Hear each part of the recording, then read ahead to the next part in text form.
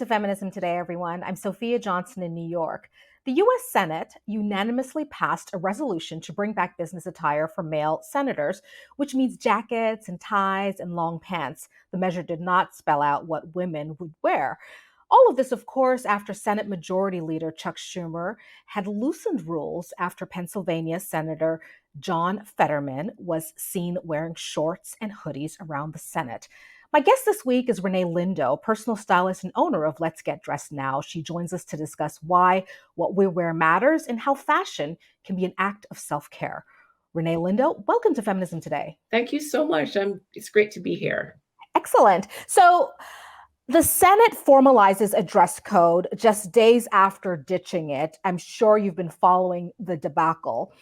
What does what we wear, and really why does what we wear matter so much in terms of our leaders and policymakers in the nation's capital? What we wear and our style is it's more than just the clothes. It is a way of communicating. It is how we say who we are. It is how others receive us. It is so much more than just the clothing. And when we look at our leaders, there's a certain expectation in how they carry themselves when they're sitting down to take care of the country's business or company business or any type of work.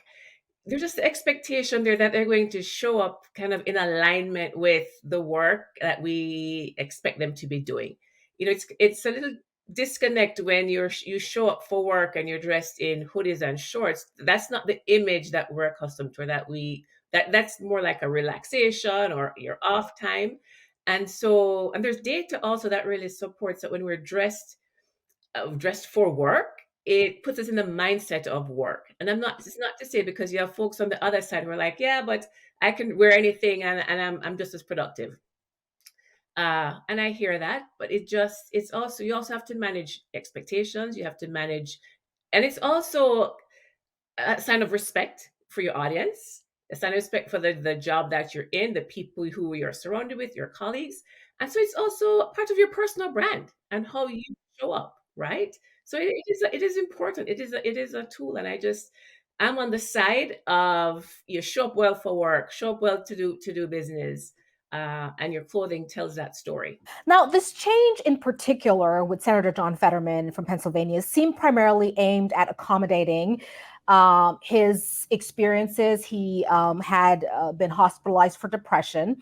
And I just wonder, just on this finer point around self care, how our clothes and whether or not our clothes can help lift our spirit. In what ways do you think attire could help accommodate the transition out of illness or hospitalization? Why is that important? Our style affects and impacts our mood, right? There's data that tells us that when we're feeling down and depressed, we reach for clothing that's big, baggy, oversized hoodies and sweats and grays and blacks.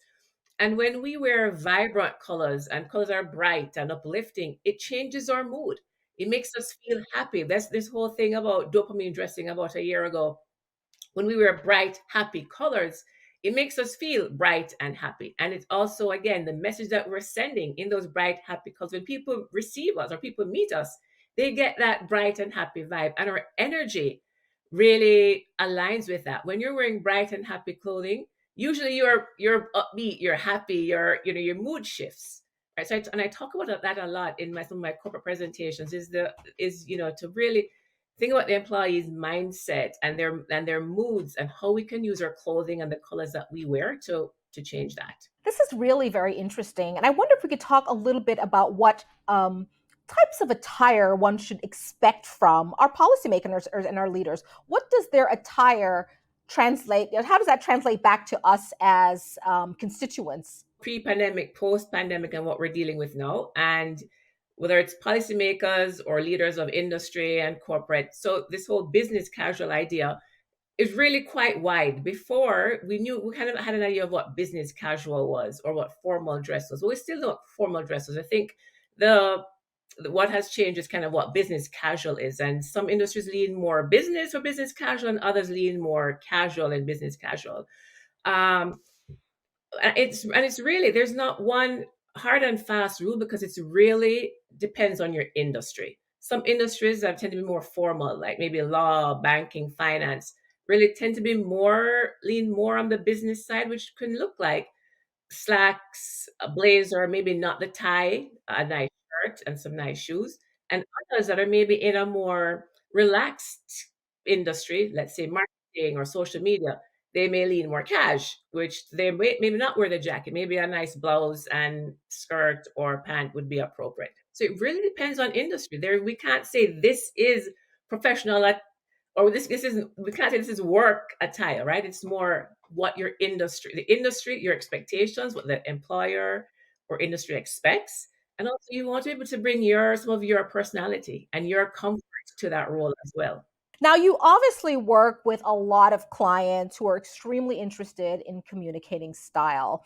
I wonder if we could talk a little bit about your style tips or style guides for men and women in this post-pandemic, more relaxed world. Do you have like a 3 tip or 4 tip? I have tips. Everybody is different, and what they're looking for is different. How they want to communicate. So it really starts with getting clear on you and your style and how you want to show up and what you want to communicate. So really talk there.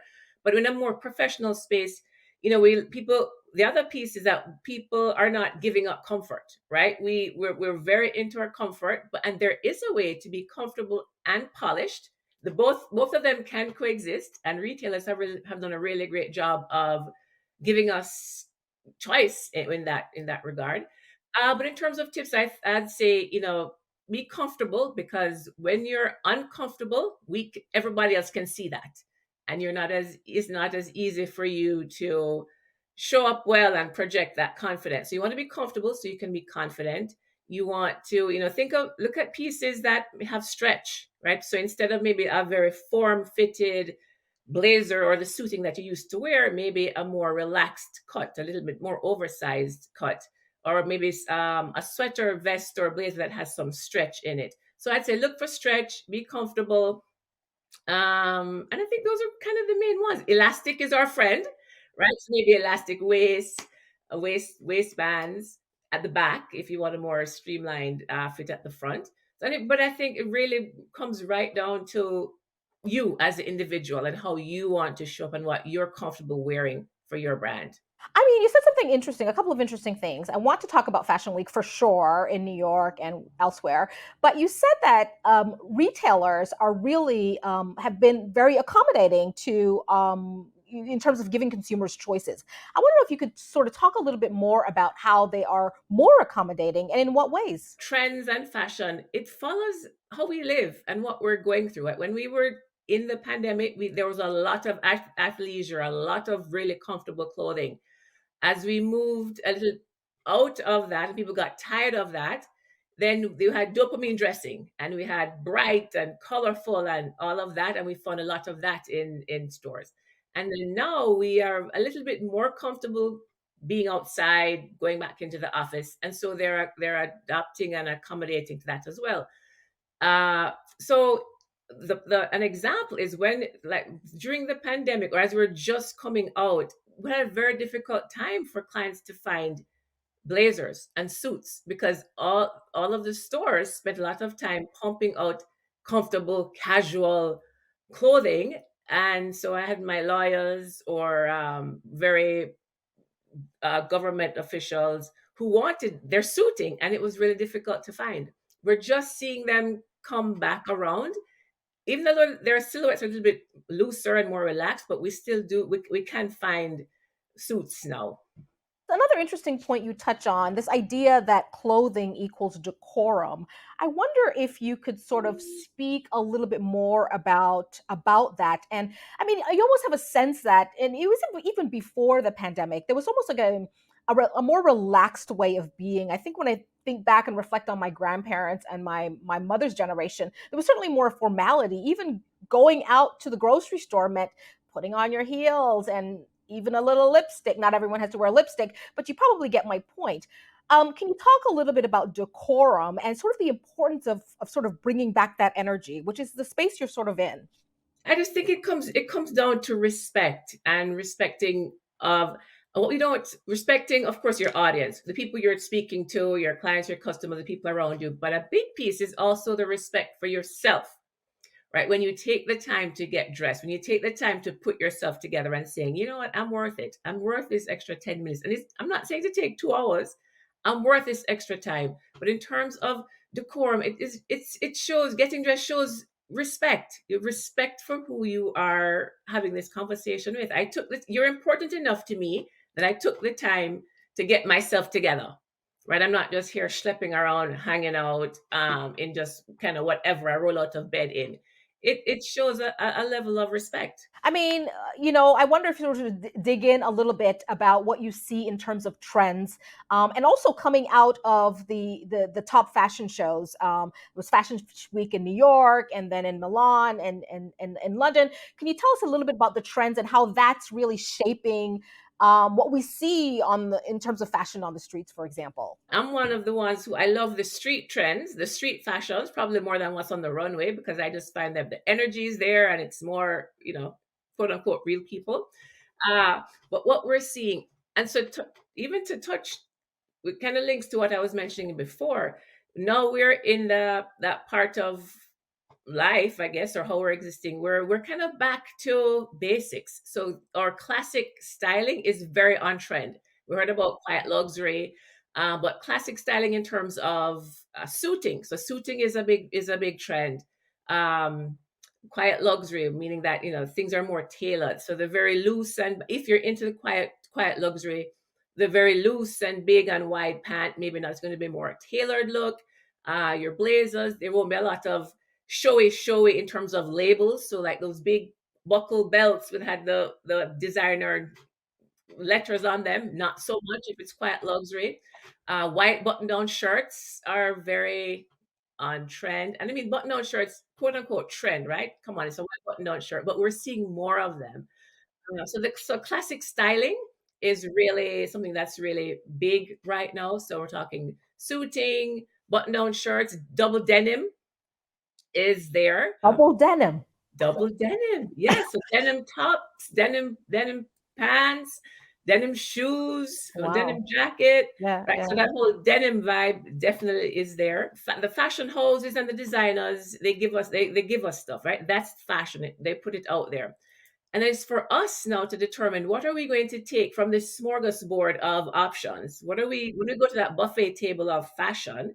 What are we going to choose? And that becomes our style. Those pieces that we choose, that's how we're going to express who we are. So just because something is trendy, and trendy means that you just see more of them are available, doesn't mean that you have to participate, right? It does not mean you have to participate. And that also doesn't mean that you're not stylish. It just means that, you know what, I'm going to pass that. I'm going to sit that one out. That doesn't go with my vibe. That's not that doesn't resonate with me. And that's okay. There's so many trends, and I like trends. I'm in the business. I like to experiment and feel fresh. But there's some things that I don't know if that's me. That's not my vibe. So I think it's important to think about, would I wear this even if it wasn't trending? And I think what's more important is when we talk about trend, it's about being current. It's about being remaining relevant. It's about being um, modern, looking and feeling modern, right? Because especially if you're in corporate, you can use your style as a tool to show your employers, or yes, the employers, your colleagues, that I'm with it. I have a growth mindset. I'm open to new ideas. I'm adaptable, right? If you are up with, and I'm not saying that you have to follow all the trends. So I encourage you to, follow people like me. Just have your eye on what's happening around you. Because if you look dated, people assume your skill set is also dated, right?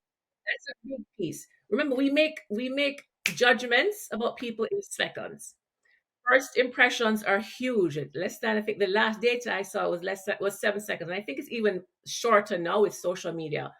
People make decisions about us in no time. So it's important that the message that we're sending is a message that we want to be sent. I say, own the narrative, right? You're in control of the story that you want people to get about you. Renee, I gotta say that settled on me in a major way. I never thought about it that way. That if you look dated, people just might assume you're still stuck in the Yes, Cold War. You're not ready yes. to Because I sort. can't imagine that if you're with it, if you know the latest technology, if you are up with stuff that you could still look that way, right? It's a disconnect. And you want Yeah. to ensure, and I always say that your style is the packaging of your personal brand.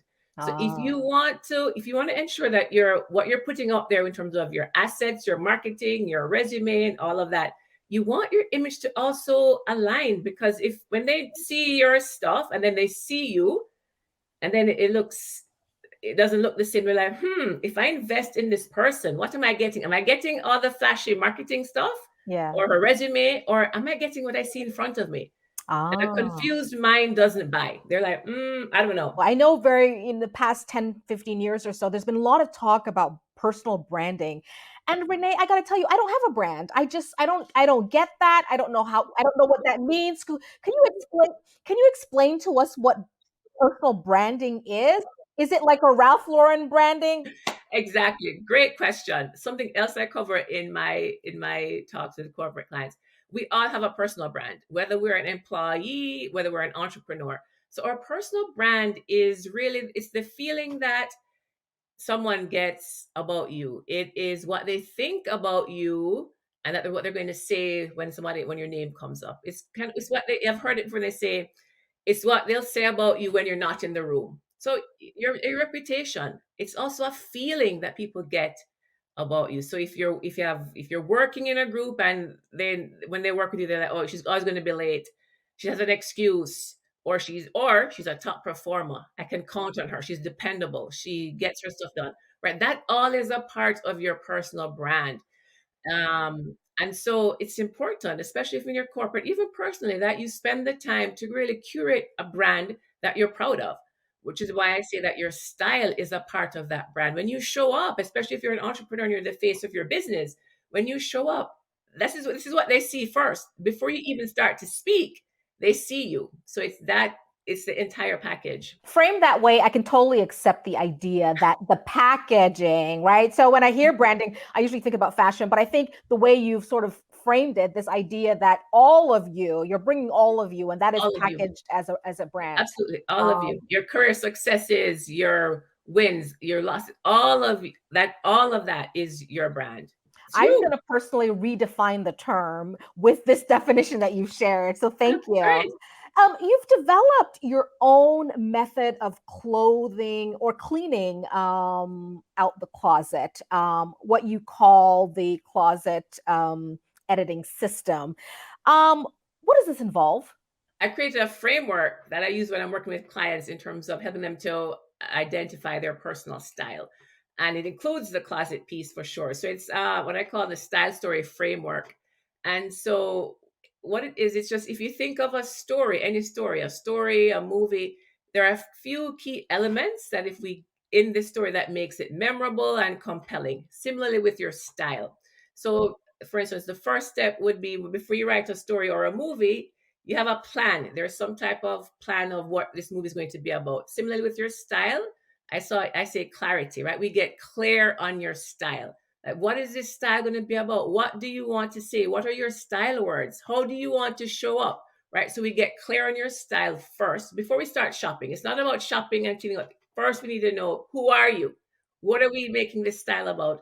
Then we move on to the scene. Every story happens in a scene. With your style, it is your closet, right? So we get in that closet, and I work virtually and in person with clients. So if it's virtually, we get in that closet and we determine what works for you now, what resonates with your style, what's too tight, what doesn't fit, what fit you 10 pounds ago, right? We want to create a space that supports you now. So that's the scene. And then we go to the main character. The story has a main character. It's you. We talk about your body shape, right? What styles and cuts and fits are going to support you and your body now? Many of my clients are over 40, and so their bodies have changed. The way where they carry their weight has changed. Life has changed. How they live changes. So we also talk about body shape and some of the changes. Then we move on to the wardrobe, right? And helping them to shop and buy, fill the gaps that we had because of the closet edit, fill that in and so create a versatile wardrobe, a wardrobe that's going to work personally and professionally for you. And then every story has a supporting cast. So we talk about colors and your personality and accessories and put it all together to really create very compelling and confident style story so that when you show up, right, you show up with confidence and you know your clothing fits. So you don't have to think about that when you're in your spaces. I love this. I want to touch on this idea of body positive images after 40. Everybody's very well aware of this sort of these special magic drugs that everyone's taking to look the way they did, perhaps in middle school, perhaps in their 20s. What do you have to say about maintaining a body positive image at any size? Listen, I don't think, well, many the clients that I work with, the women who really connect with me, they have no interest in looking 20, right? We did that and we were fabulous at 20. But I think it's important to also understand that as life changes and as we grow and mature, we're in different seasons. And we can be fabulous in this 40 and over season as well, maybe just differently, right? And I don't believe in age and you can't wear certain things after a certain age. It's about what you're comfortable with. No, you may not want to wear a miniskirt, not because you're a certain age, but because miniskirt just isn't your vibe, right? Or whatever it is that you don't want to wear. But it's really important that we try to look the best that we can look at this current stage. 10 years ago, gone. We were fabulous, but embrace where we are now. And there's so many options in terms of how we can dress, of the things that we can wear to that really will really support how we want to show up and how we, because listen, a woman over 40 today is vibrant. She is living life. She is out there. She's doing things. And so our clothing needs to evolve and change and to be there. They're tools, right? I always say that our clothes are tools to help us to live the lives that we want to live and to help us to accomplish our goals. So you touched on a big piece of your portfolio is helping people look and feel good, whatever size. Let's talk a little bit about sustainable looks and the environment and the impact of fast fashion. How do you help clients manage just the volume of stuff out there? Like, I mean, if it was up to me, I would buy like a new blouse every couple of weeks. How do we manage that in the context of environmental degradation? How can we shop sustainably? All starts again with that framework, right? We're being intentional with our shopping. We're looking at, okay, what do we need in our closet? Do I need another blouse? What am I going to use that blouse for? Right? So we ask those questions. And when you create a wardrobe that works, that you can mix and match and wear them professionally, wear it casually, it makes shopping easier. And I always encourage clients to shop with a list, right? Okay, what am I missing? What are the gaps in my closet? When we work together, we look at, okay, what don't you have? Oh, you need a pair of black pants that are going to work better for your body shape. So we have a list. We have a list of, we know what colors you like to wear so that when we go into a store, we're armed with a list. So we're focused on trying to find that piece. We know what colors work well.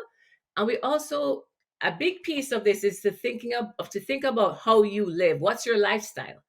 Right? And then I always suggest to class, before you buy a piece, think of being able to wear it at least three different ways, right? How else can I wear it? If you see a piece in a store, okay, what does it work with in my closet now? I don't want to have to buy something else to make it work. What do I have now that's going to make this piece work and give me some options and some variety? And when we start there, right, then we're not constantly on this hamster wheel of buying. That's where you get to pe- people who try to be trendy, right? I always say a functional wardrobe really is 80% wardrobe basics, right? And wardrobe basics aren't basic in terms of just like a white shirt, but basics are the pieces that you pull for all the time, very often. They're your workhorses. And then the trend pieces or the pieces that really you want to try out or that really for your personality, it should be about 20%. But you don't build a great sustainable wardrobe on trend pieces. It's really quality pieces that you love, that work for your body, that you can mix and match and wear different ways. Do you have any tips on that note to the fashion houses that are pumping out these sort of fast fashion? What is your suggestion for people on that side of the business in terms of how to address this issue, in terms of just don't inundate consumers with too much choice? Is that a thing? Consumers want choice. I want choice. I want to be able to choose and decide, well, what am I going to add to my closet? I think the consumers, I mean, we have the power in terms of what we spend our money on and how we spend our money. So I think I think we have much more power than maybe we think. But the thing is that I think people don't do the work beforehand to really figure out what it is they need. And so they just keep thinking they have to buy new things. Sometimes at their clients' closets that I work on, and there's stuff that they have that they completely forgot about because it's been hidden. They've put stuff on top, on top, on top, and they forget what you have. I know people have, when they hire me, sometimes we don't do a lot of shopping. We shop the closet because we have great pieces in the closet that you've forgotten about, or you need some fresh eyes to say, why don't we wear it this way? Why don't we create an outfit using it like this that they haven't thought about? So, there are things that I suggest. Shop your closet first. Now, you spend a lot of time with obviously some very high end clientele. You travel around the world and shop. One, what are women buying in terms of style trends? And two, what tips could you offer to women who don't necessarily have the resources to retain a personal consultant in terms of fashion and branding and trends?